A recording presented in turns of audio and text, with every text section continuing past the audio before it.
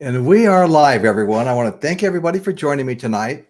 We've got a fun show planned for you. Going to be talking about something I keep hearing about. Rock and roll is dead. Rock and roll is dead. Well, is it? I did a little bit of a deep dive into that subject. And of course, I'll be looking for input from all of you. And thank you for joining me. Okay. Chris Elliott, Sir James Bowie. I have a link up. Any of you that want to join me are welcome to. And we'll get into this, And let's see, who all do we have here? Chris Elliott's here, Sir James Bowie, James Watson. Great, great. Good start. George, music for all four seasons. Appreciate seeing you guys. And we've just been joined by Sir James. How are you tonight? Hello, I'm doing good. Yeah, sorry I couldn't stay. I popped into your show for just a little bit this morning, and it was like Father's Day, and there was just so much going on. I just wanted to say hi. I'd Ah, come on sometime. I just couldn't. Dr. Rick, how are you, brother? hello, Dr. Rick. Dr. Rick has joined us, and Chris Elliott is coming on. Hey, So, Chris. Hello, okay, we're Mr. going to talk. James. Chris. Hi, Chris. How are you, buddy? So far, so good. Okay, great. We're going to Quick talk happy about Father's Day to everybody. what's that? Said just throw it a quick happy Father's Day to everybody before we Oh, get thank started. you so much. I want to do the same thing. Happy Father's Day, everyone. And I really appreciate you taking the time out, especially on a holiday like this, when we're basically all being honored. I tell you, this was the first night I'd ever had a ribeye tomahawk steak with the big bone. It looks like a tomahawk, Ooh, you that know, sounds good. and it was just insane. I barbecued it. My wife made, potatoes and just corn, dessert, beans. I mean, you name it. It was just an absolute feast. I'm lucky I feel well enough to attend the show. Jack's Music Corner. Hey, thanks, buddy, in the Music Sanctuary. Okay, so let's see. We're just talking about how rock and roll could have died multiple times and whether or not it's dead or dying now. And I tell you what, as much information as you can find that says it's dying, you can find just as much that say it's not dying. So I just want to look at some of the stuff that I found and get everyone's opinion on it. Okay. To start off with, a couple of days ago, I put a poll up, and I was trying to get a feel from the people that watch the show what their feelings were. Okay. And in that poll, I listed a list of moments or events that could have actually killed rock and roll. And I asked everybody to choose their number one choice. But what I really enjoyed, in addition to just the poll, was the comments that I got. And I'm going to read some of those comments because I was really, really impressed. I see Oberheim's joined us. How you doing, Brandon? Your comment is one of the comments that I want to read. Okay. So, all right. So I listed all of these things, and I'll tell you what percentage they got of the vote. John Lennon saying the Beatles were more popular than Jesus Christ got 11% of the overall vote. The plane crash killing Buddy Holly, JP, the Big Bopper Richardson, and Richie Valens got a whopping 22% of the vote and is referred to by everyone as the day the music died. Okay. The third one I put up there, and I knew this wasn't going anyplace, but it was Elvis Presley joining the military and leaving the music scene for 2 years.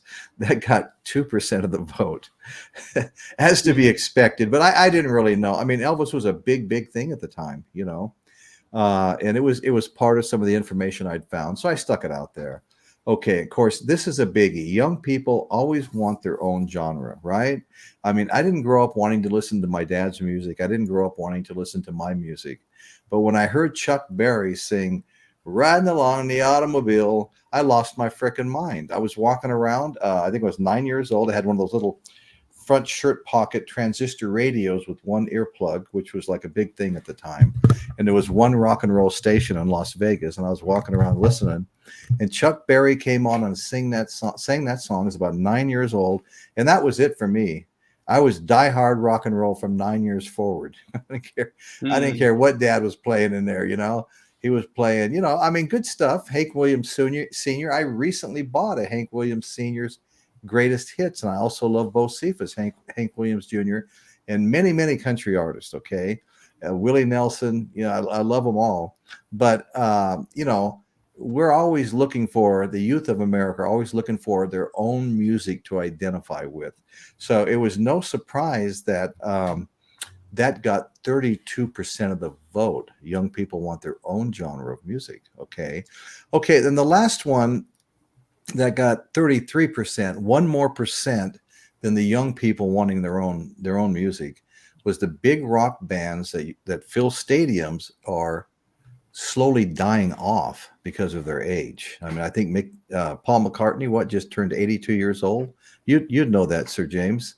Well, And, he's gonna be 82 on Tuesday. 82 on Tuesday. Okay. Today was a pre-birthday bash. Oh, you talked about that on your show today, didn't you? Yeah. I caught some of that. Yeah.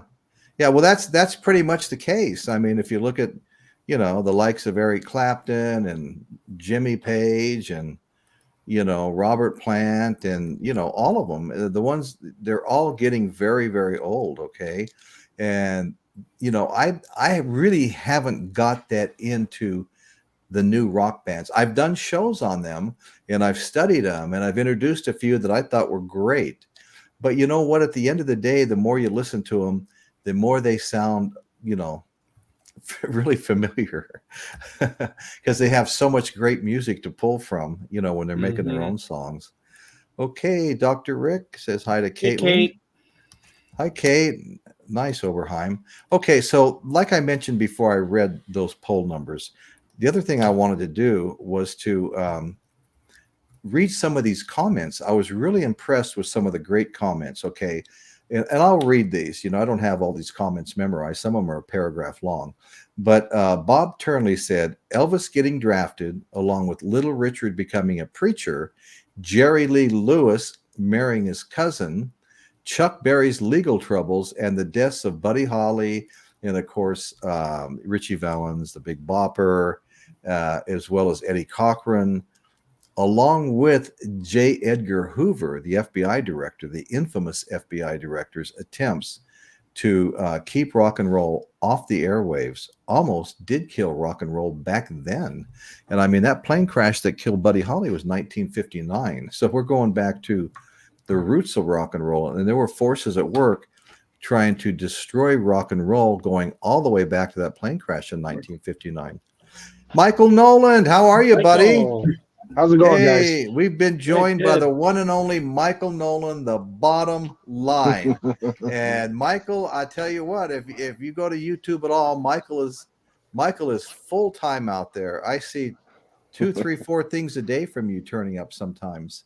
And it's a full-time job, brother. It's a full-time job. I mean, yep. I know, and you're doing a fantastic full-time job. Well, you know what, Royce? I reason I'm late getting on here is I'm in the middle of editing a video I shot earlier this afternoon, based on Paul McCartney's new. Here's what happened. I pre-ordered the one-hand clapping the day you were able to pre-order it, with the intention of doing an unboxing and all of that, right?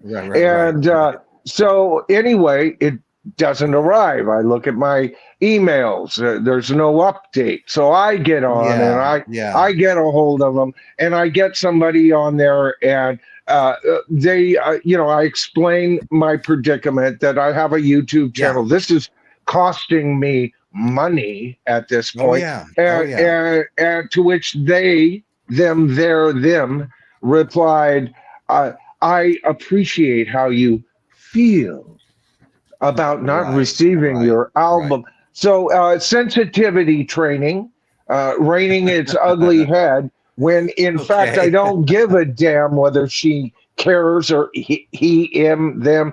I found out their name was Rain at the end of it. But anyway, so I went through all of that. So I just had to reconfigure how I was going to do the video. It's not an unboxing. It's talking about the album. But as I was getting ready to get set, I was actually getting set here in the studio to come up on your channel. You know what? I just received an email from a friend of Jeff Britton. Okay. And they left their number to contact him and everything. Jeff saw my video talking about it coming out, right? And so he got in contact and said that Jeff liked the video and everything. So isn't that weird how things kind of work out, you know? Yeah, no, that's cool. That's complete synchronicity.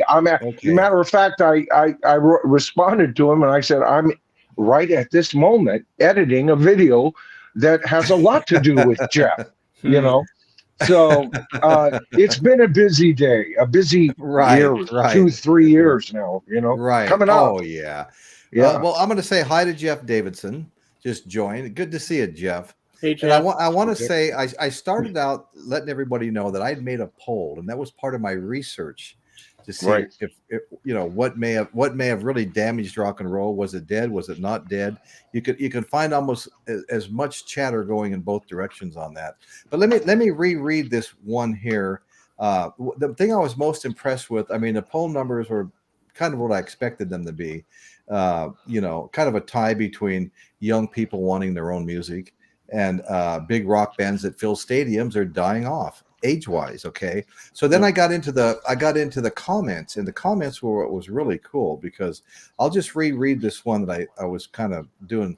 Okay, Bob Turnley says Elvis getting drafted, along with Little Richard becoming a preacher, Jerry Lee Lewis marrying his cousin, Chuck Berry's legal troubles, and the deaths of Buddy Holly, and of course Richie Valens and the Big Bopper, as well as Eddie Cochran, not in that plane crash, but dying, along with infamous FBI director J. Edgar Hoover attempts to keep rock and roll off the airwaves, almost did kill rock and roll back then.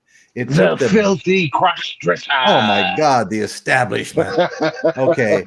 No, I mean, the man had his own secrets, and he's worried about rock and roll. That's right. Yeah. No, I do know what you mean. So his comment ended with, it took the Beatles to bring a revival to the top 40. You know, in spite of everything that had happened. It almost got killed off in '59 with that plane crash. You know, that's the magic pill, that you're talking about, Royce. You know, the Beatles came along, and you know, I was thinking that's a great comment that you just read, by the way, because I was thinking all of that when I saw your tag for this tonight yesterday. And because how about payola almost killed it? You know, there's a lot of things in the 50s. No, that's very true, Michael. Right. But the Beatles came along and recharged it. As the Beatles were dying, another band stood up with something totally different, yet familiar. And of course, that was Led Zeppelin, and they ruled the roost. And then other genres. See, to me, rock and roll will never die. No, but it's in a wheelchair right now, right? and like Phil Collins, and it's, you know, and when it does get up, it limps, and it's hurt and everything, because and we measure that by its popularity. Now, this whole thing about kids, I don't buy that, and I'll tell you why. Okay. How come for 50 freaking years, generation after generation of kids got on that rock and roll bandwagon, generation after generation? We have Beatle fans that are generation 7 by now, and everything. So many Beatles shows on YouTube. Yeah. So why aren't the kids? Yeah. Why aren't the kids listening to rock and roll? And I'll tell you why. Nobody has come along with a new thing to say all their own, yet familiar. See, the Beatles didn't reinvent music right away. They wound up doing that. Zeppelin didn't reinvent. Cream had already been around. Jimi Hendrix was around when Zeppelin came into the picture. They didn't reinvent heavy music, heavy rock music right away. They had to get to album 3 for that. But see, here's the difference. Here's the familiarity between these two bands, and why when they came along, they maintained more generations of people listening to rock and roll, and that was they grew. How many times? So far, like I love Dirty Honey, as you know. Their second album sounds great, about the same style and everything. I'm hoping their third album, they widen their paths, and that's the thing. One band that is widening their path in familiar territory, and the vote is still out, is and they get a lot of black eye. Of course, I'm talking about Greta Van Fleet, but look at their albums and how they progress.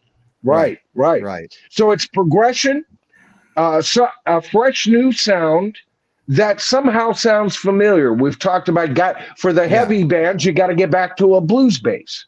And they're not doing it. No, blues bass, absolutely. I want to say hi real quick to Steve Robertson and Jerry C. that have joined us. Thanks, guys. We really appreciate you being here. No, that's exactly right, Michael. Blues based all the way. It's just hollow without the blues bass. Yeah. And the power of a good ballad. That was even Led Zeppelin wrote ballads. You know what I mean? Right. Every band had 2 ballads per album, right? That was almost a rule. Yeah. And those were the hits. Those were the hits. No. Give me something to believe in. Can I interject for a second? Absolutely. Yeah. You're talking about bands that started making hard rock and music and from the blues. One band that gets often overlooked but are super influential is the original version of Fleetwood Mac. Mm-hmm. Peter Green. Yep. Amen to that. Yep. Okay, I got a couple of more comments I want to read here that I enjoyed. Okay, so the Beatles came along and kind of saved it, and I believe that too. Okay, then we have 2 from the trunk, and I love his comment too. He goes, Gene Simmons said it best. We had Elvis, we had Chuck Berry, we had the Beatles, we had the Supremes. These artists defined rock and roll and soul. Who is it today? Taylor Swift? That was a quote from Gene Simmons. And Taylor Swift is filling stadiums and making tons of money, but that's another thing. So Brandon Oberheim said, I'd have to say that I have to read these, because they're too long.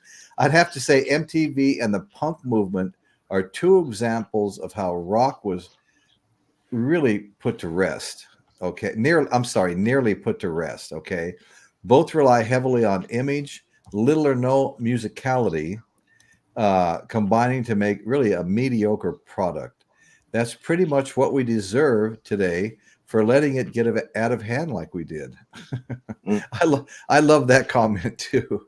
Yeah. Okay, and then except that you've got to understand punk was important. Because of the things that were being played at the time. No, it kind of. It was another way of changing and mixing things, right? We're talking about that is to deconstruct something. Sometimes you got to tear something apart and rebuild it. No, get rid of the shit that's been hanging around for too long. Strip it down to its bare components, and let's get back to a garage band feel. That's another thing.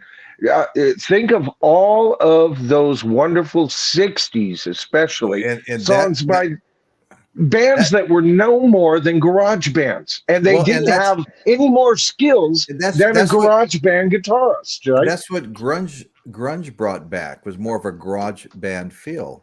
Mm-hmm. I mean, that's how I feel. Johnny L's here. Hey, Johnny. Hey, Johnny. Hey, man. I tell you, if you'd like to join us, my friend. Get your butt up here, boy. Get up here, Johnny. Hey, Water's fine, Johnny. Is that your Rachel impersonation? Hey, Johnny.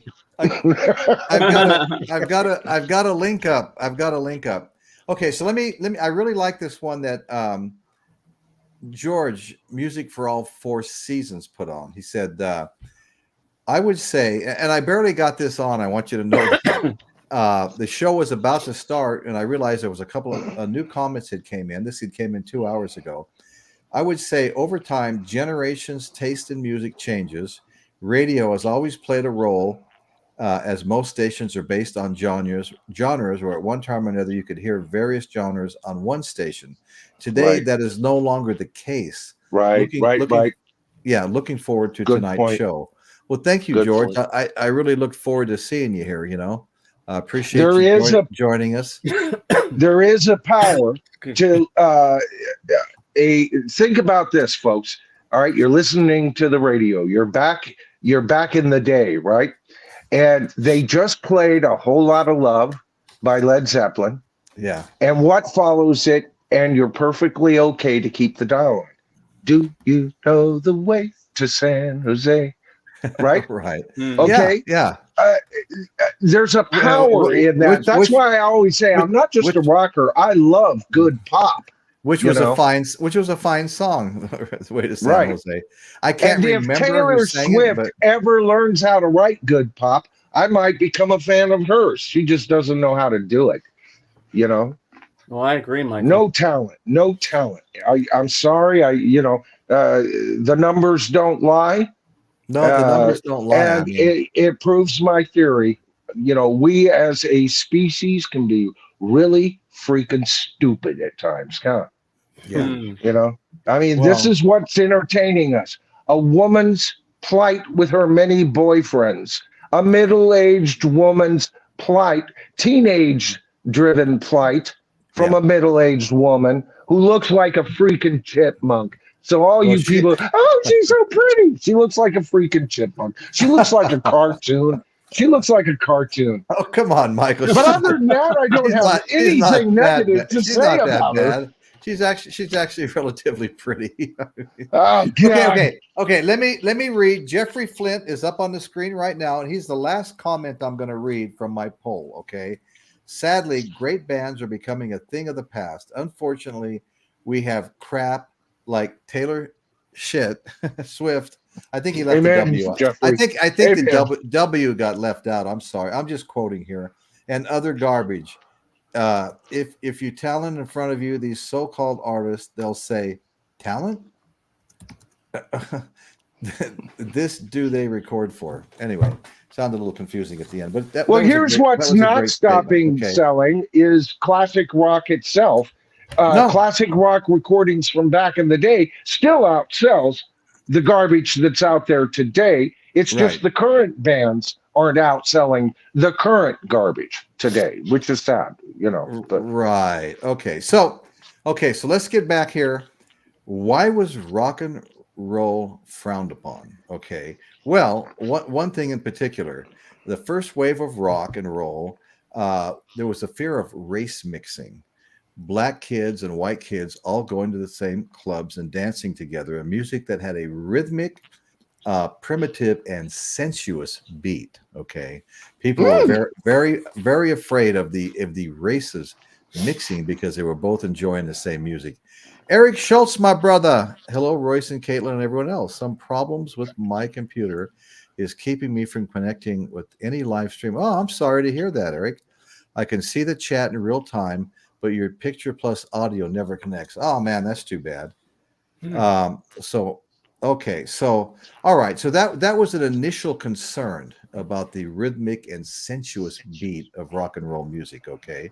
But some say rock is dead because the style has evolved and is no longer defined by the original great characteristics, including simple things like songwriting, right? Songwriting and, songwriting, chord changes. Instead, mainstream now music includes elements like drum machines, synthetic bass, all the stuff we're always talking about, Michael, the stuff that's being added in. No one's singing it. People are leaning up against the wall and there's music being played and, all of that stuff. It's just kind of out of control today. It's just not the same anymore. Okay. So I keep running into these points and counterpoints. It just kind of never ends here. Okay. So this one says rock music is not dead. Nearly half of all Americans say rock music is one of their favorite genres. Well, I believe that. I believe nearly half of all Americans would say that rock music, and maybe more than half as far as I'm concerned. I mean, you've got pop as a big genre now, but you know what? I have trouble sometimes separating those two, pop and rock, because when it arrived from the British invasion, it was rock and roll. Yeah. Then maybe somewhere around 67, 8, 9, you had the Cream and some of the other big bands and Woodstock, and they started separating some of the earlier stuff out and calling it pop. It's all rock and roll to me, to be perfectly honest with you. Mhm. I mean, some is Well, heavier. that part of it was all created by the all and mighty Oz. We know them as A&R men and women these days. Right. Record companies, first of all, would just send out junior people to find talent and keep an eye on the band and whatever. A couple of them kind of got good at it and became A&R men. Then everybody's monkey's uncle was an A&R man. You can't do that. That won't be finding on this. This station won't play that. And they got their greedy little fingers in it. And they were nothing more than junior businessmen. I've always said it's been a while since I've actually talked about this on my channel, but about a year and a half ago, I did a whole series on Fire the A&R men that are the A&R people, artists and repertoire my ass. Get rid of them. The record companies need to go lean, because back in the 60s, baby, they were very lean. Now they're so top heavy that you can't, if even Paul McCartney wants to, I'm going to do a new single. I want to put out this single. Hey, Johnny. Johnny L, my brother. How you doing, Johnny? It's good to see you, man. Thanks. He'll get a committee discussing whether he should do it. I want to quickly say to Jeffrey Flint, no worries about that last sentence.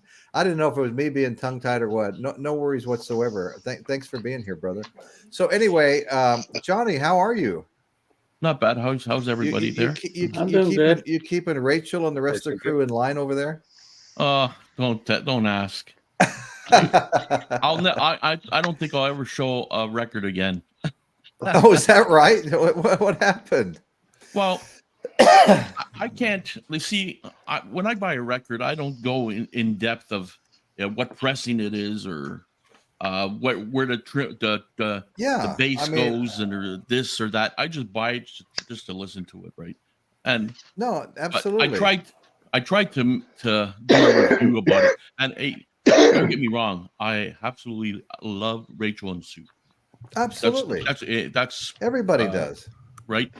And I love going on the show, but I tried to review this McCartney album that I received.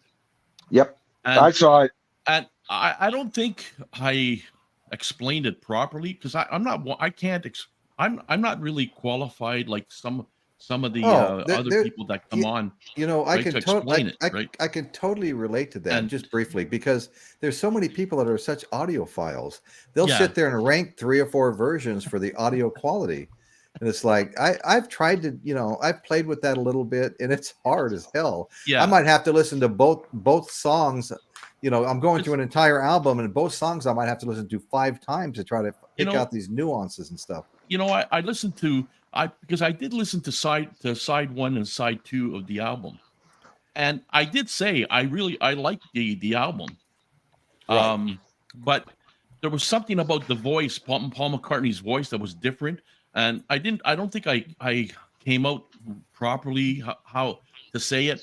Like how when Paul McCartney, when they did that previous one where they took John Lennon's voice and put it to, I can't explain it. That new one that they came out with. Now and Then. Now and Then, right? Yeah, now and then. That's right. And they took the voices and manipulated them or whatever they did, right? Right. Now, that's what I thought they did on this one, where they took Paul McCartney's voice now, right? And Paul McCartney was singing some of the old Wings songs, but the older Paul McCartney, right? And it just the sound of his voice sounded a lot more, not less. It didn't sound like the Wings album that I was listening to way back. he sounded like his voice was more straining and stuff like that. Yeah. I just can't explain it because I know what's going in my head and when I'm Johnny, seeing you know, right? if you like it, you like it. You know what I'm saying? No, I mean, Absolutely. it's so hard to like you know, compete with some of these people that oh, it do is. these. It's it's difficult And then because they can just take you apart with their questions alone. You know. exactly right. So there was, and Rachel was like asking me some questions, right? And I know she Okay. means well, and I know she's trying to get me Right. to think that way, right, and whatever. But it was like it was kind of I wasn't like pissed off or anything like that. No, because I know what the game is and all this. I know what's going on, right? I know what, but it was kind of like a bit of frustration because I was trying to explain it, and it doesn't help when people talk over you when you're showing the record. First of all, Right. and Right. and but I was trying to explain it, and I in my head I knew what I was trying to say, but it didn't come out the right way, and I thought, you know what? What's the point? It's like Right. I Right. listened to it. I found that Paul McCartney's voice was kind of different in some ways, like a little more.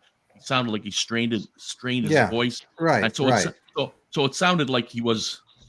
They used his older, they used him, like he sang it right now to mix.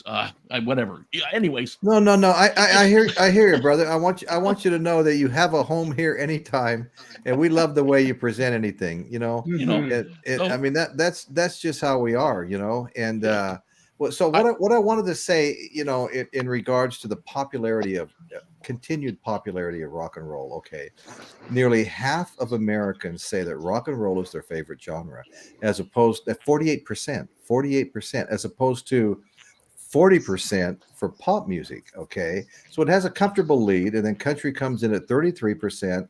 R&B and rap come in. Well, R&B comes in at 33%, and rap and hip hop comes in at 30%. So they're all kind of those are all kind of tightly bunched together. But rock is still, when you poll Americans, that you know, they're still getting like 48% of the vote in favor of rock and roll. So anyway, yeah. So here's George. Thanks, George. You know, music for all. Yeah, I Johnny, I tried. enjoy seeing you on Rachel's show every day. Just be yourself, relax, and share your opinion. Yeah, I mean There's that's all we can do. I mean, I There's one could thing go I on. didn't like about McCartney is the on the record is the label. The label's too plain for me. I agree with Okay. that, Johnny. I That I label's agree with too that. You're right on that. So is the artwork. yeah. It looks better in person. Do you notice it looks better in your room than it does on any video Yeah, showing it it? does. You know, and part But of that is because it's like, what is that? Like a pencil sketch type of pastel kind of thingy, or you know what I'm saying, shading and all of that. I have no trouble with the image, but it doesn't go anywhere. It doesn't pop out at you. So the packaging, and I also notice another thing, Johnny, is when you compare it to the Band on the Run 50th anniversary, where you got the unadorned tracks, look at the packaging between. They really kind of slipped this into a thinner, you know, no nonsense. They didn't provide a gatefold for the LP, which is what I bought, but the CDs have one. right, That, you know, right, it just kind of. I think the packaging was a little bit exactly. slipshod. Yeah, I yeah, would have yeah. preferred. I would have preferred it Yeah. was a gatefold. It would have been a lot nicer, Yeah, and the label on the record should have been a right. little more colorful, you know, stuff like that. Well, okay, Right, so right. Because I had no trouble with the bonus unadorned disc being like that, because that's exactly what they Yeah, were. And yeah, you right. felt, yeah, it should be white. And then Band on the One, you get the photos of the three Yeah, of them on that LP. So I had no trouble. But this, to me, first of all, I love this album, and I think it's an important album to be out. But for me, this should have been a better packaged, bigger deal. You yeah. know. well, you know, Foxo Chaka just made a great comment. You know, rock doesn't dominate the radio like it once did, but it's certainly far from dead. So I anyway, agree. I wanted to add that you know, according to another source, pop tracks dominated the charts April 24. making up 27.3% of the top selling songs. Okay. Anyway, so others say rock and roll is still alive and popular despite some challenges, and there are many challenges. Physical media sales, and this I'll go back a couple of years. 2021. It's a poll that I found. Rock was the third best-selling physical music genre, in part due to the vinyl revival. Underground scenes, rock may not be as popular in the U.S., but in other countries like Greece, Germany, and Sweden, rock is thriving in the underground scenes. Okay, rock is still huge over there. It's still huge here too, as far as I'm concerned. However, some say rock and roll has been on the decline. Heyday in the 70s and 90s. For example, the audience for rock music is aging and smaller than the audience for pop music. And many of the big rock bands, as we mentioned before, that used to fill stadiums, still filling stadiums actually, are just really getting old, and some of them have stopped producing music. Well, this was from 2021. As we know, many of them have started producing new music. The Rolling Stones with Hackney Diamonds, Metallica, 77 Seasons, Jethro 72 Tull, seasons. 72, excuse me. Thanks, Yeah. Michael. Jethro Tull with Rock Float. I mean, yeah. All I great mean, albums, Royce. I all agree. great albums, Michael. I mean, everybody's coming out with something new, you know. And, We also so got a great album that year by Paul Rogers. The closest thing I've heard to a Bad Company album. I loved it, right? And just a month or two before we got what do you call the 20 what I like to call the 2023 miracle year, we got Ozzy Osbourne's album. You and I talked about, I'm not a major Ozzy Osbourne solo fan, loved him with Black Sabbath, but we got that album, which is like, whoa. So I mean, we got Mirror to the Sky, we got in 2023. Yeah. But it's the 20 years prior to that, Royce, that dealt the blow. No. I think, that's right. And I think what is happening now is, will we survive? Will this infusion from these older bands encourage something? Because I even hear some really artistic statements from these older bands. That's what's missing. The artistic touch. The artistic touch. I agree, Michael. I agree. Yeah. So what I wanted to go back to something you had just touched on. Okay, they're talking about when did rock start dying, and you just kind of covered that, in your own way. It was dead after about 98 or 99. That was about the time that the boy bands came in strong on the charts, and Britney, Christina, all of the 90s. In the early 2000s, and then pop era hit.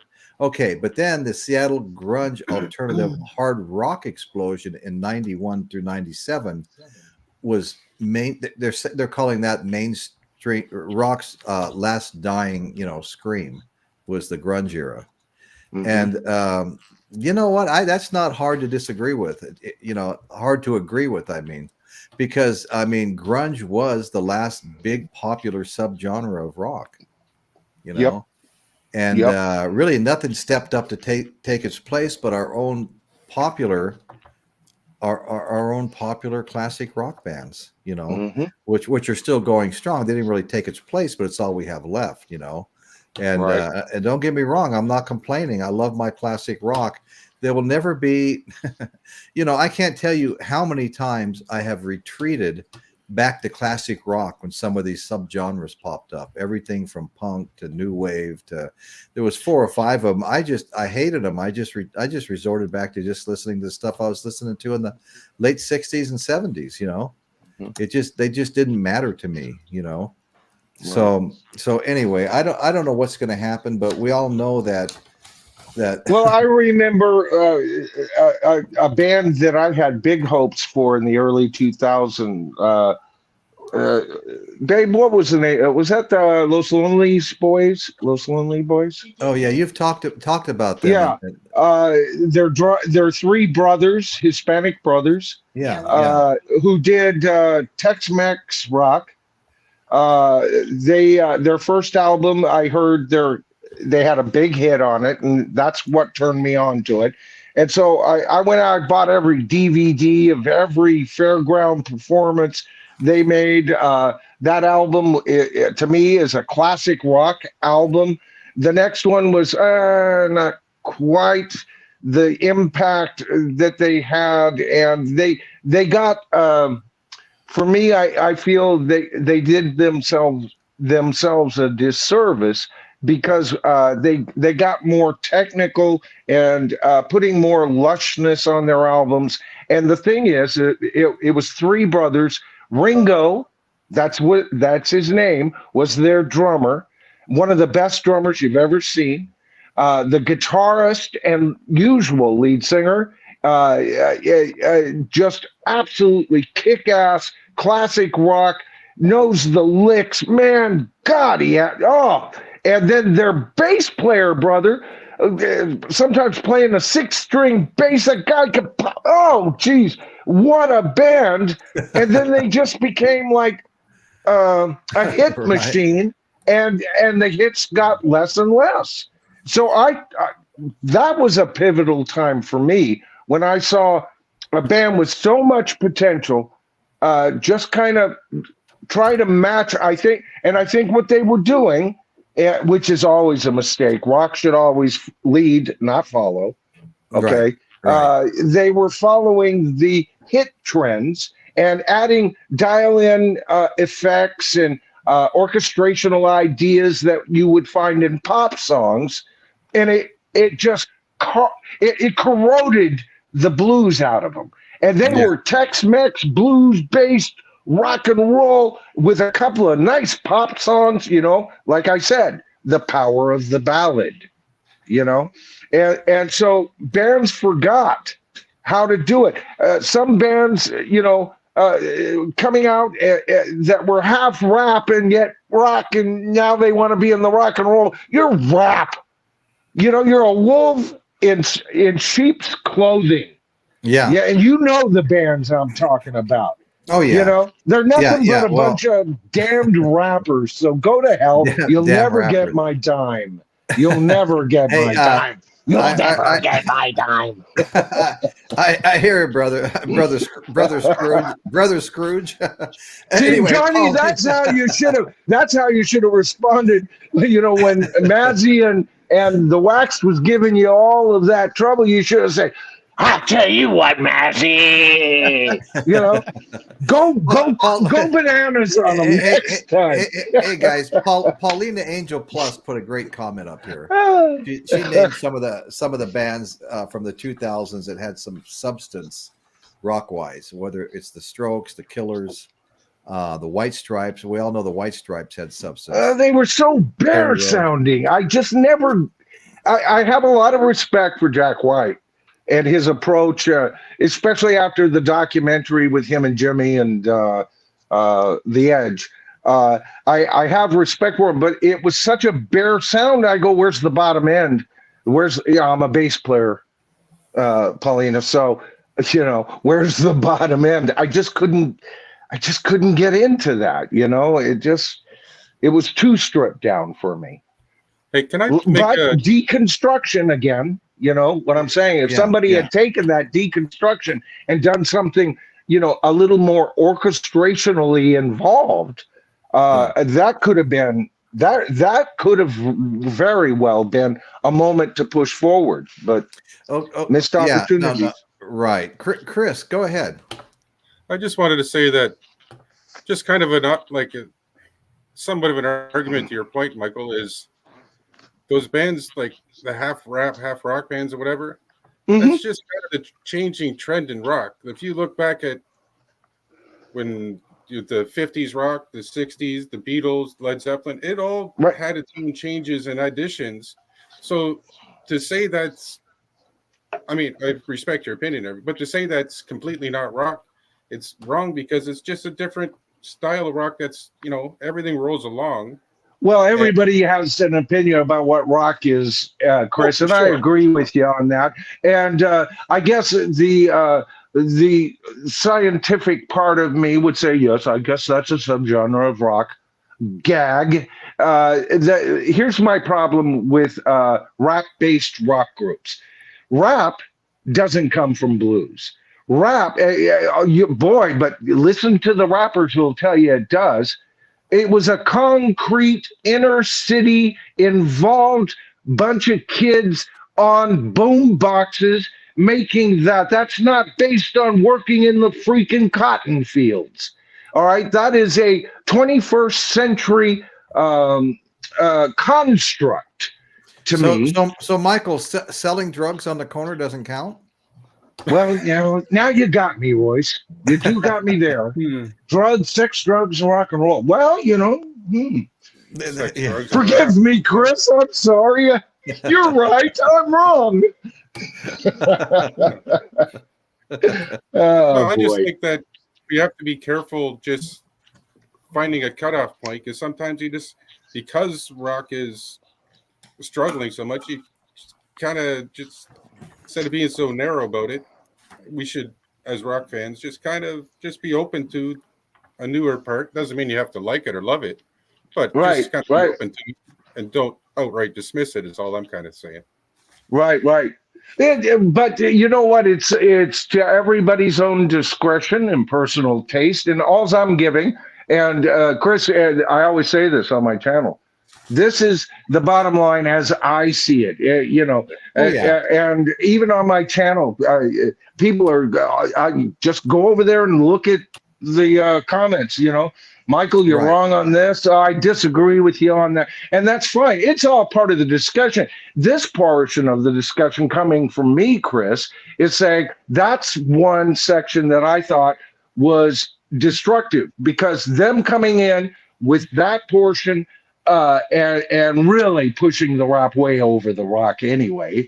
But on top of that, other bands that aren't coming in from that, but also glossing up their sound, to me, it just leaked into what we have today, along with Britney Shitless and her fans. You know what I'm saying?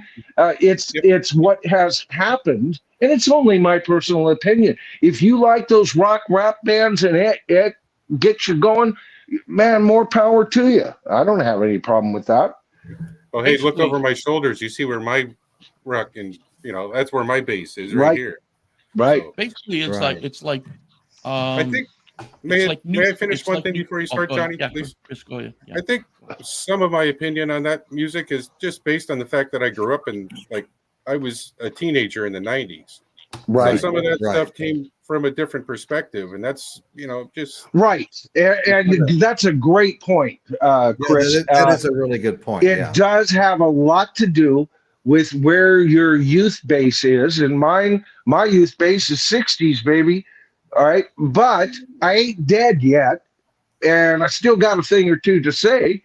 And you know what? A lot of people in our society used to look toward the older generation for wisdom.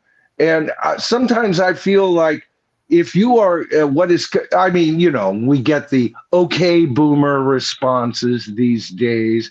I can't tell you how many comments I've gotten. Who's this old man screaming at the clouds, type of thing. And it's like, all I can say to that, Chris, is you snooze, freaking douchebag, you lose, because there is some wisdom that comes from the generation before that. Just like Royce and I learned from the greatest generation. They made many mistakes. We didn't agree with everything they did, but they were truly a great generation of people, and we knew where they were what they stood for, and we took what we wanted. And now you're taking what you want. But I sometimes fear that the younger generation doesn't look to the older generation now that's left. And certain presidents don't help, because that unfortunately is how many people look at the baby boomer generation, is that we're just a bunch of old fuddy-duddies and we'll never change our minds. I change my mind all the time still, and still look for new valid rock bands. And I'm going to be 70 in about, 5 months? So, oh my God. there you go. So, Okay, so even though like urban music and hip hop and For rap, sure, everything you're saying there, I agree with. I agree with that as well.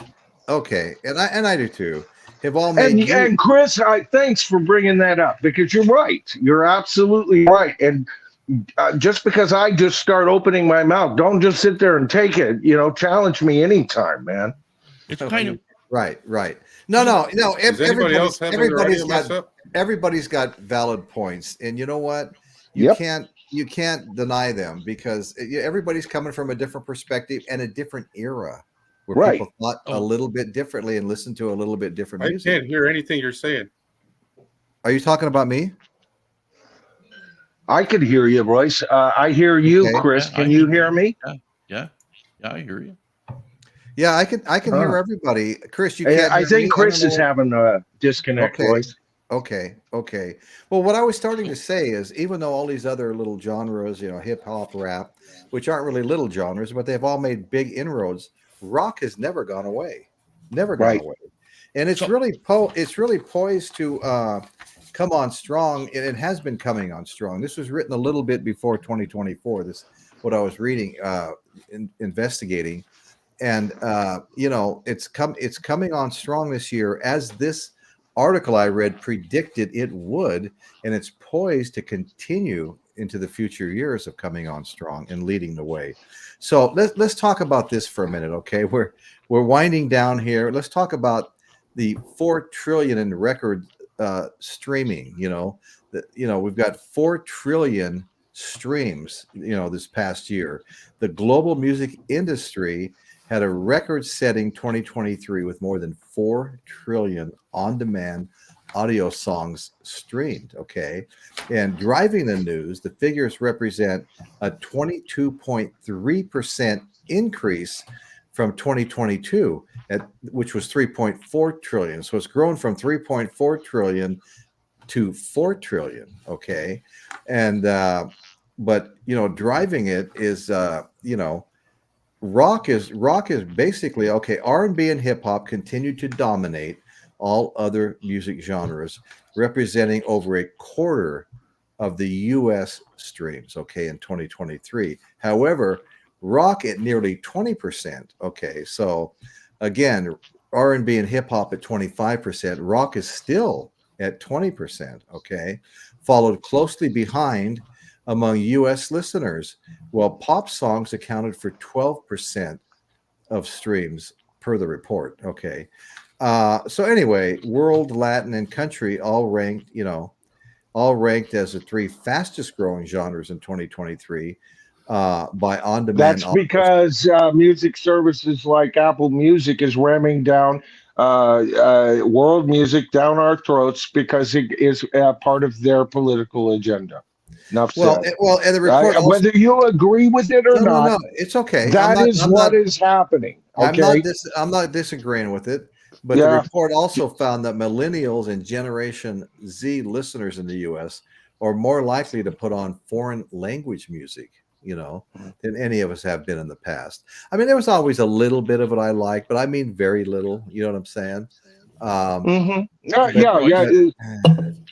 stuff that would leak out, you would kind of pick up on, a new sound. Matter of fact, I think Bob Marley was an example of a completely different sound that not many of us in the United States was aware of, and it's one of my favorite subgenres. No, mine too. I love it. I love reggae. Also, there's also Bad Bunny, who's a Latin artist. It's been a while since I did the show where I was investigating a lot of these new artists. Okay, and Bad Bunny was like the biggest thing in the world, I think, at the time. Okay, and I've listened to his music. I've watched some of his music videos, and I actually enjoyed the hell out of him.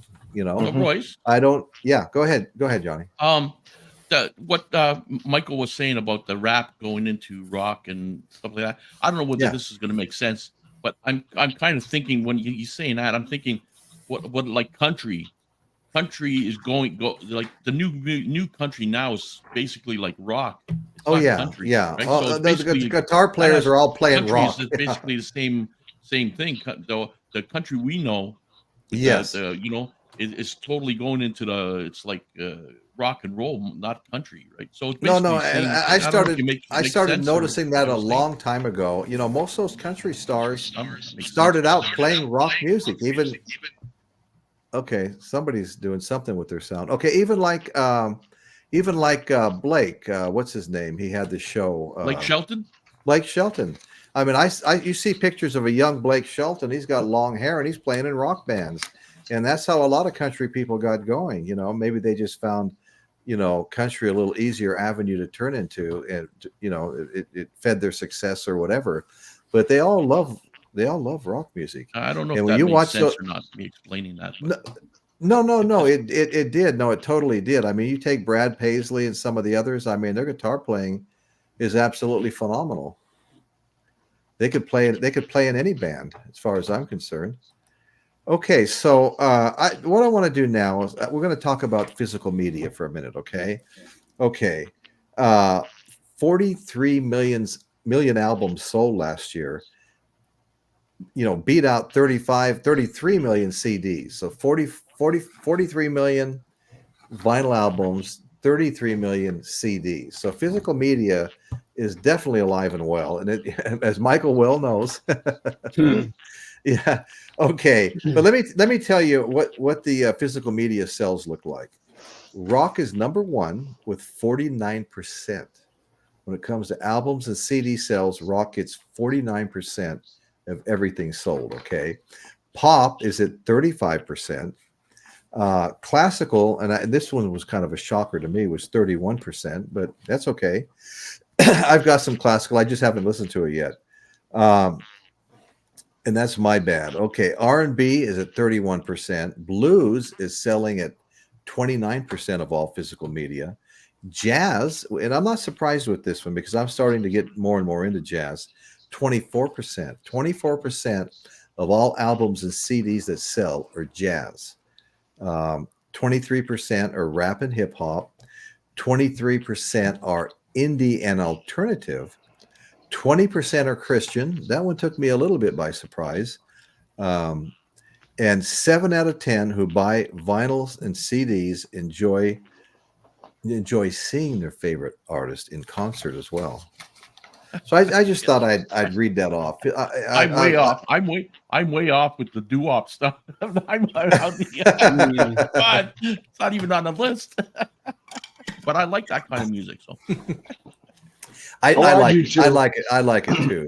I love doo-wop. Oh yeah. So that's don't be doo-wop ashamed for of that, Johnny. I mean, I just found it really fun. Betty and I saw big doo-wop star that's still out there performing in Las Vegas, and God dang, I don't know. I don't understand why I can't think of his name right now. But what's he sing? Oh God, let's see. Okay, let me think for a minute. Okay, I'll come up with some songs in a minute while I'm scrolling. Hey Royce, the reason Yeah. I'm going in and out tonight is the same reason I'm still battling that back. So please, Oh, I'm folks, sorry, don't take Michael. offense. Yeah, it's fine. Are you making? I just got to get up and is it reposition. That's all. Is it getting better at all? Yes, much better. Are you kidding? Oh, I was good. practically bedridden right after I showed up on your show the last time. Yeah. So, much better. Thank you for asking. Okay. How about Sherry Baby? Sherry. Four Seasons, yeah. The Frankie Four Valli. Seasons was my first favorite let's group see. in history. I bought my very first album that I ever bought was the Four Seasons. Frankie Valli and the Four Seasons was a major impact. That's who we saw, Frankie Valli and the Four Seasons. Yeah. Oh yeah. Wow. In Las Vegas about 10 years ago, and we absolutely loved it. I took a young protege that was working in my construction business. He was like, "Oh my God, what's this going to be like?" Come Monday at work, he had all their songs on his phone and was playing them. Yeah. It was totally into it. The Frankie Valli and the Four Seasons in like 1956. They started as the Four Lovers. They were called. Oh, really? Yeah, and yeah, then, yeah. And then they became Frankie Valli and the Romans. Oh, I didn't know that either. Yeah, and then they again it went into the Four Seasons thing. Frankie. Yeah, yeah. Well, that's great. That's great. I mean, you know all that era, and it's a great era too. It's a great era. Yeah. I think their secret was Frankie Valli's voice in that he had this glissando effect because he had a very high tenor voice to begin with, but then he'd go into that falsetto, but he did it with such a glissando that you would have trouble finding the exact moment that he reached falsetto. You know, it was like such a smooth transition, right, Johnny? You're right. Yeah. Shit, Beautiful, I don't beautiful think anybody, voice. You know, I don't think anybody's reached that kind of voice level. There's one that comes to mind. I don't know whether he reached that. Is Jay Black from Jay and the Americans when he sang? Oh, yeah. Cara He was Mia good. and all yeah, that. yeah. He reached a high level of and even Roy Orbison reached his voice. Yeah. Well, Roy Orbison had the voice Elvis wishes he had. You know. Yeah, you're right. Well, yeah. Elvis Yeah. wouldn't go on. Well, Elvis wouldn't go on after Roy Orbison. That's for Yeah, sure. of course. Elvis had the face that Roy wishes he had. Well, You know? yeah. The face, the moves, the Yeah. no, You know. yeah. Elvis was the whitest black guy I ever saw. I mean, what a dancer! I mean, that guy. Oh, had and he moves. had a fine voice. Elvis had a fine he had voice. a I'm not cutting him fantastic down, voice. but he I- was I- no no, Roy I- Orbison. No, but You I, know.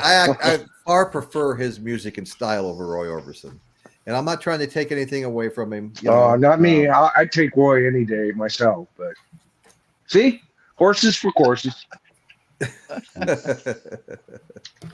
I love Roy Orbison. Oh my God. And I'm sure you do too. I mean, I love Elvis, but I never got into Elvis. He was already a movie star. And the only reason I ever gave him a whole lot of credence, to be honest with you, is his very early records and the fact that the Beatles loved the shit out of him.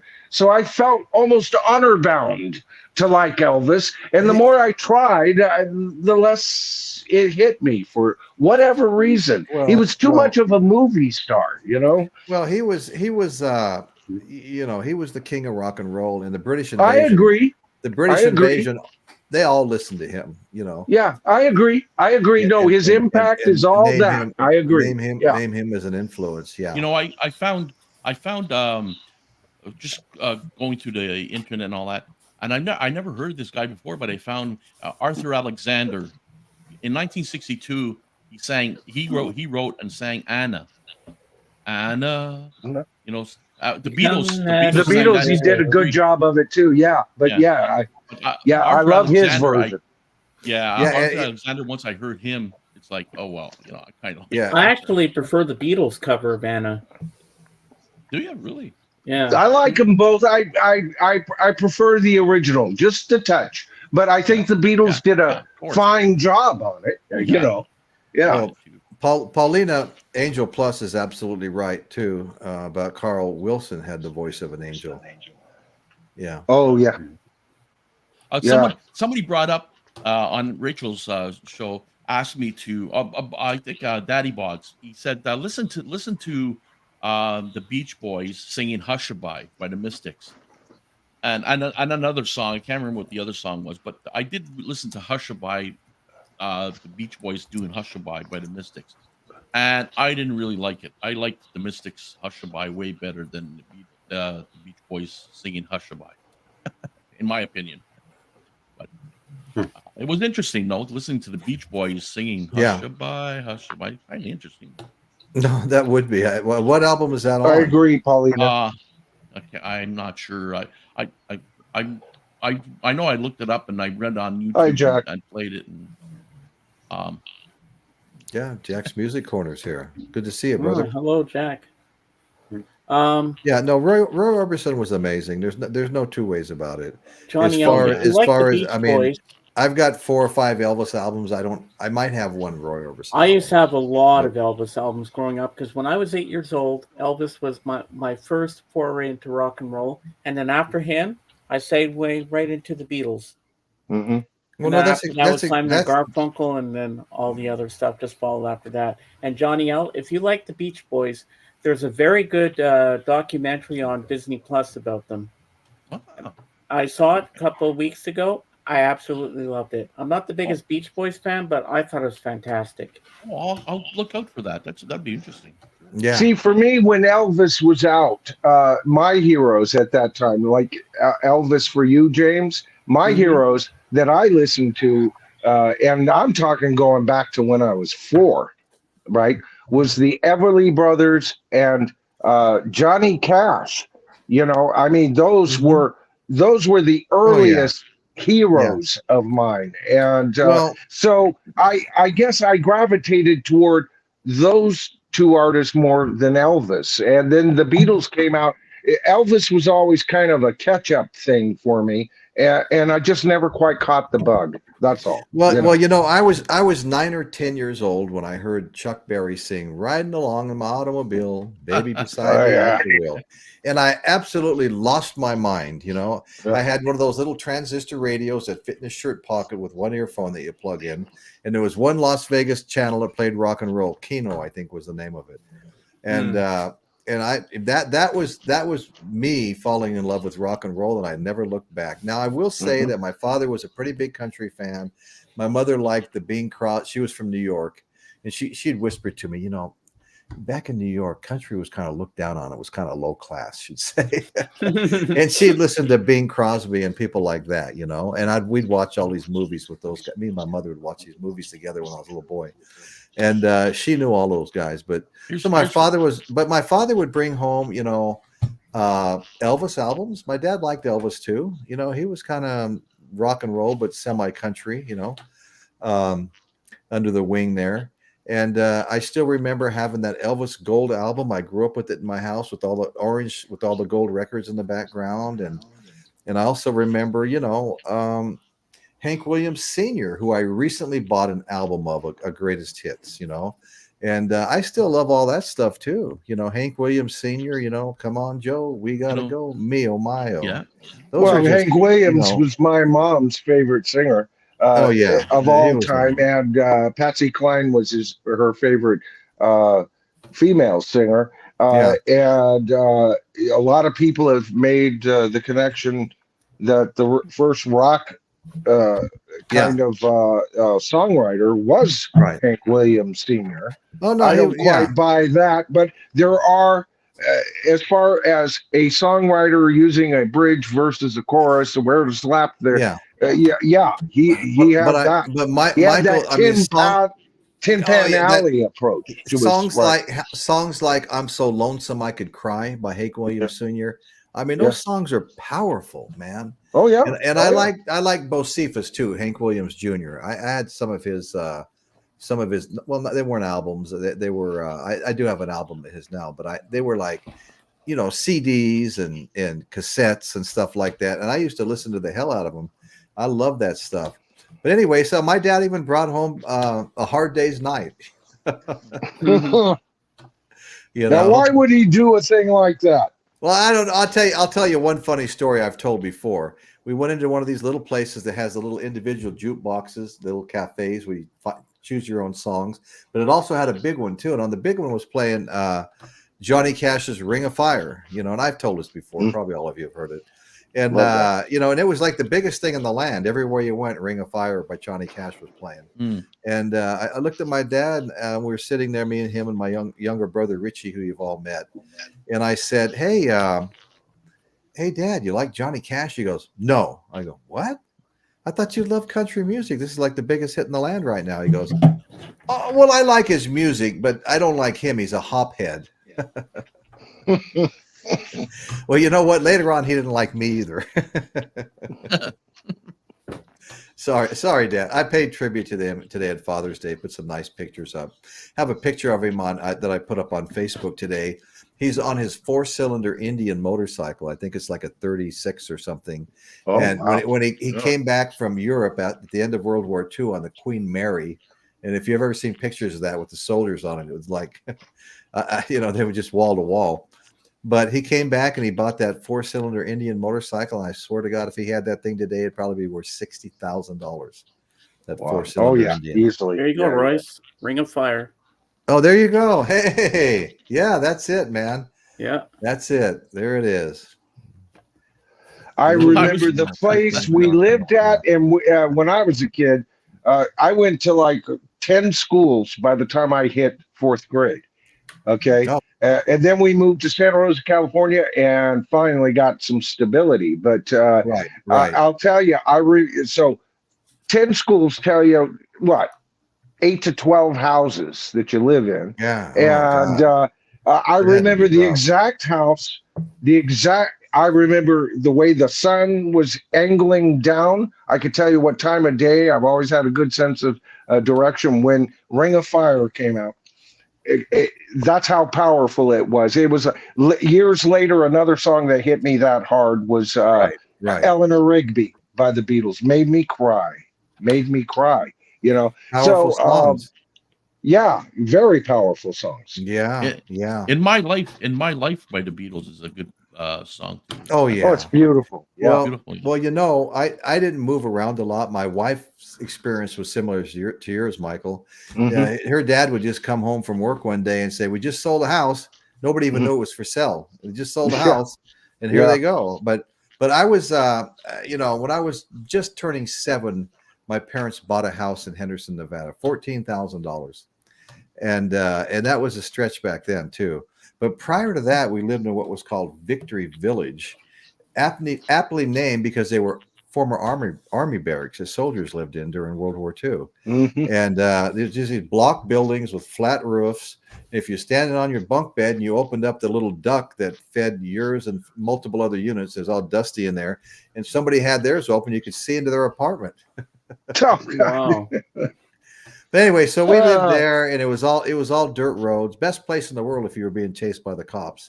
You'd skid in there into a cloud of dust, and all 4 doors would open, and everybody would get away. But it was called Victory Village. It was a crazy place, and it seemed like everybody in Henderson got their start there. And everybody I know got their start there. See, But Well, When I- that's go ahead. post-war, baby. That's how a lot of people got their start in home ownership. Yeah. Yeah, that's right. When I was Yeah. a Hi, kid- Chris. Welcome when I back. was a kid, I moved around a lot too in Montreal.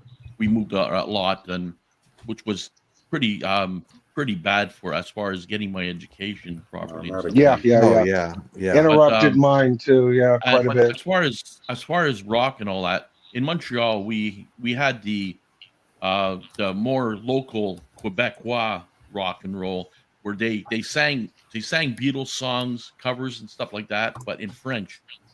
But they were very Oh, very wow. popular in Quebec, right? These groups, Okay. very popular. One group, it was 3 guys. They were called Les Baranais, which they had the same haircut and the same suit as the Beatles used to The wear. Beatles. With, Okay. with tie and stuff. And one of the singers was Celine Dion's husband. Way back. So, Yeah. Angélil, Wow. I think it's Angélil or something like that. He was way back. He played in that group, and of course later on he took on. We all know the story about he took on the Celine Dion when she was younger and stuff like that. Blah blah blah. But he was he was one of the group, and they were very popular. They in the Quebecois circle, right? Okay. But that's what I grew up on. Then the Beatles, of course, came and invaded North Yeah. America, and Right. everything was. Hey, I got to put this up for you, Johnny. Happened to catch your one-hand clapping review on Rachel's show. I thought you'd like that. Thanks, Dan. I happened to. Oh yeah, disaster. I don't want. No, I'm sure it wasn't I a just disaster. put my one hand's clapping Back in the heat. Forget it.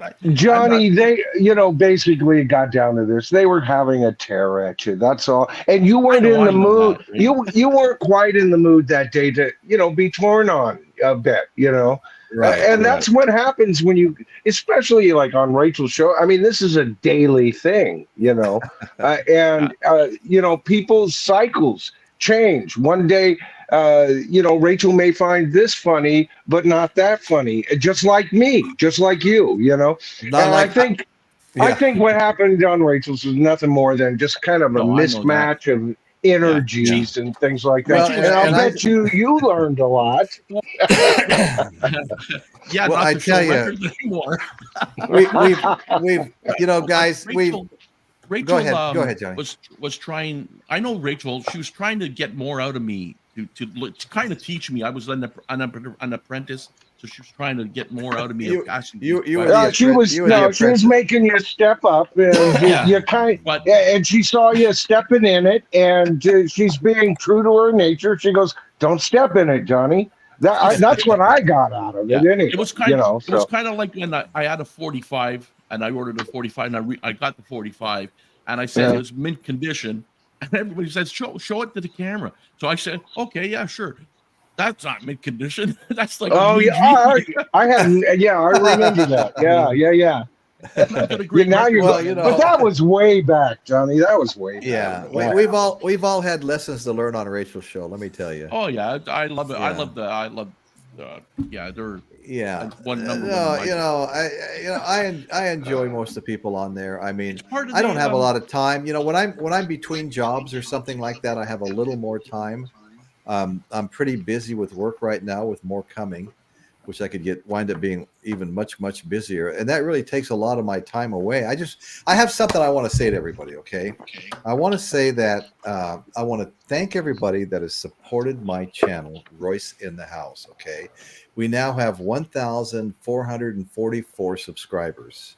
And it wasn't that long ago. I was, struggling to break my 1,000, that first milestone. But now we've got. I beg to differ, Royce. You now have 1,440 subscribers, right? 444. 444. 44. Yeah. Oh, okay. Yeah, 44, even better. Yeah. Even better. I mean, I had 350 subscribers more than usual in the past 28 days. I mean, it really. The watch time in hours and all of it just really went crazy. I had a couple of great shows on. Doesn't that feel good? It felt good. I mean, I'm in the YouTube partnership program right now. I can get paid a little bit. You can buy a few albums for your next show, whatever.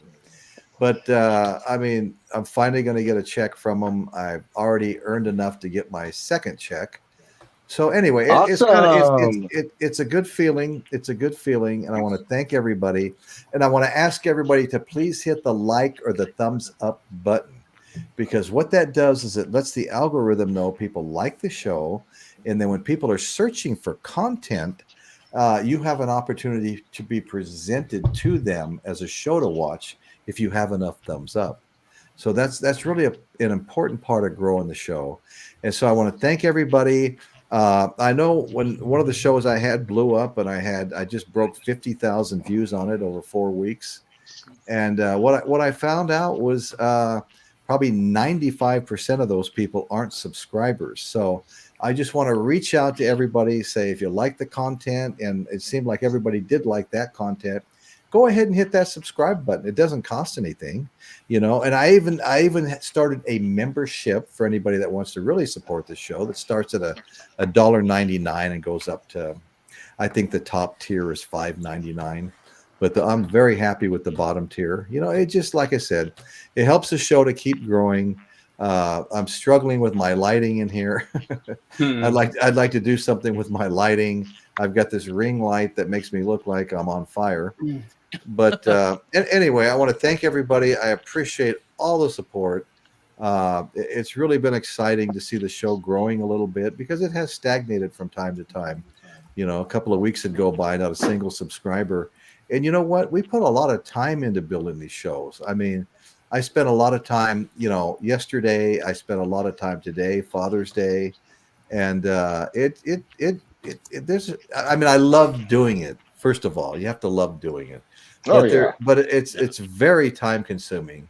And Michael, I mean, I know you as much as anybody could speak to how time consuming this is. It is time consuming. It is. So guys, Yes, if it you're is. watching, you watch the show later, you watch the show tomorrow, the next day, please consider subscribing. It doesn't cost you anything to subscribe. It just helps the show to grow and gives us a little reward by doing that, you know, for the time we put in and all the research we have to do before we do a show. So thank you all so much. And I'm going to back off here. We're getting ready to close the show here. Anybody have any final comments on the life and death of rock and roll? I think it was the Well, life and death of I Johnny do. Yell. I was going to say, rock and roll is still alive Yes, because it is. we just got a brand new album by Paul McCartney, and you really should come over to my channel and watch it. Okay. Sorry. Don't ask me about it though. No, it'll be out sometime late tonight, or you know, I don't make videos and then plan. Ooh, this is my target audience. I shoot them, I edit them, I upload them, I click public, and it is done, baby. So sometime between now and sunrise, it'll be out. I got mine a couple of days ago, I think, or something like that. Thank you, Music Sanctuary. Thank you. Oh, I Dr. know. Rick. A whole mess happened, Johnny. Earlier, I was talking about that. Yeah. George, Sad. Music for All Four Seasons. Thanks for being here. Caitlin, of course. Yeah. Caitlin, our own Caitlin Stoddard. Our own Caitlin Stoddard. Yes, ma'am. That's I mean, yes, that's sir. Caitlin. Even though Caitlin flame throwed me. Change. Caitlin is Michael, nice it was enough said to back put in up the with six- me in the peanut gallery on her and James's, yeah. you know, their stream. remember So when you're I telling us appreciate it. Yeah. Yeah, Dr. Rick, thank you. You know, I always really look forward to you being here. Thanks so much, brother. Mm. Yes, sir. Absolutely. Yeah, James, Caitlin, Paulina. Paulina, Caitlin. yeah, Yeah, James. Yeah, there you are. James, Paulina, yeah. You guys make Eric- the Eric- stream. You know, Eric Schultz was having trouble, but you know, I always look forward to Eric seeing makes to the Eric stream here, as well. Yeah. James, you know, everybody, you know, Music Yep. Sanctuary, Music for All Four Seasons, George. Yeah, no, I really y'all. appreciate y'all. I seriously do. So anyway, Yes. folks, on that note, thank you all so much. All my co-hosts, I appreciate you guys all joining me and helping me out. And I appreciate everybody that came and watched and you know, participated from the chat, which is like huge, you know. And that's what's happening in Royce's world today. Thank you all so much for joining me, and good night, everybody. Bye, Johnny. Rock and roll, Night, is everybody. here to stay. Yeah. It will never die. Thank you, guys. Appreciate you. That's Everybody. what the dead always say at the last minute. Right.